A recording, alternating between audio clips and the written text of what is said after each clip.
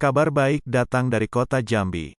Karena Wali Kota Jambi lebih memilih pengangkatan honorer menjadi PNS tanpa tes daripada harus diseleksi lagi. Semoga saja para bupati wali kota yang lain se-Nusantara juga bisa mengikuti langkah Wali Kota Jambi ini. Kalau saja ini diikuti Pemda yang lain sehingga menjadi gaung nasional atas permintaan kepala daerah, maka tidak menutup kemungkinan regulasi program 1 juta guru juga berubah aturan mainnya sehingga tidak harus ribet dengan prosedur seleksi PPPK yang ada seperti tahun 2021 ini. Dilansir dari tribunjambi.com pada hari Selasa tanggal 25 Januari tahun 2022 terkait apa yang menjadi pernyataan Wali Kota Jambi Syarif Fasa. Selebihnya mari kita simak isi beritanya.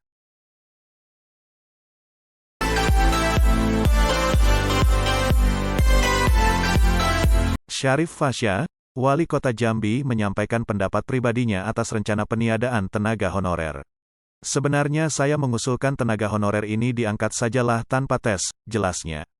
Tetapi dengan syarat, misalnya sudah mengabdi misalnya di atas 5 tahun, atau 10 tahun. Daripada mereka yang bekerja sudah bertahun-tahun, lalu ikut seleksi. Kemudian honorer yang sudah lama tersebut diadu seleksi dengan fresh graduate. Penerimaan PNS dalam setahun sangat minim sekali, jelasnya. Sedangkan setiap tahun selalu ada yang pensiun. Sehingga tenaga kerja Pemkot Jambi yang masuk dan keluar tidak seimbang. Misalnya yang pensiun 200, tetapi yang masuk hanya 10 atau 20 orang, katanya. Kemudian, pegawai honor mau dihapuskan. Selama ini tenaga honorer mengerjakan pekerjaan ASN yang tidak ada orangnya. Sebagaimana diberitakan sebelumnya, pemerintah pusat ingin meniadakan tenaga honorer di tiap instansi pemerintah pada tahun depan. Menpan RB menyebut pegawai di pemerintahan harus berisi PNS dan PPPK. Tenaga honorer yang sama ini direkrut untuk tenaga cleaning services dan security, dianjurkan gunakan perusahaan outsourcing. Sedangkan untuk tenaga teknis dan administrasi, harus diisi oleh PNS atau PPPK.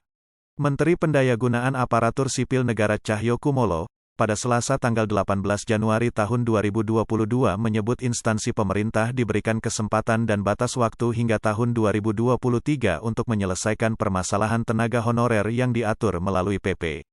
Alasan utama pemerintah menghentikan rekrutmen tenaga honorer mulai 2023, karena perekrutan honorer selama ini mengacaukan kebutuhan formasi ASN di instansi pemerintah. Rekrutmen dilakukan secara terus-menerus, yang pada akhirnya membuat permasalahan tenaga honorer menjadi tidak berkesudahan. Diperlukan kesepahaman ataupun sanksi bagi instansi yang masih merekrut tenaga honorer, kata Cahyo. Terdapat kekhawatiran yang dirasakan oleh pemerintah dalam rekrutmen tenaga honorer yang tak berkesudahan oleh instansi pemerintah daerah. Padahal secara regulasi, dalam pasal 8 PP nomor 48 tahun 2005 tentang pengangkatan tenaga honorer menjadi CPNS, secara jelas dilarang untuk merekrut tenaga honorer. Hal ini juga termaktub dalam pasal 96 PP nomor 49 tahun 2018 tentang manajemen PPPK. Oleh karena itu, instansi pemerintah juga diberikan kesempatan dan batas waktu hingga tahun 2023 untuk menyelesaikan permasalahan tenaga honorer yang diatur melalui PP. PLT Kepala Biro Hukum, Komunikasi, dan Informasi Publik Kemenpan RB Muhammad Aferus menyebut, tenaga honorer yang saat ini sudah bekerja di instansi pemerintahan akan diangkat menjadi CPNS, tetapi dengan proses seleksi. Dengan proses seleksi CASN pengangkatannya, kata Aferus dikutip dari kompas.com. Mengacu pada PP 48 tahun 2005, ada sejumlah hal yang perlu dipahami terkait pengangkatan tersebut. Pengangkatan tenaga honorer jadi CPNS diprioritaskan untuk tenaga guru, tenaga kesehatan, penyuluh, dan tenaga teknis yang sangat dibutuhkan pemerintah. Tenaga honorer yang akan diangkat yang memenuhi kriteria usia dan masa kerja.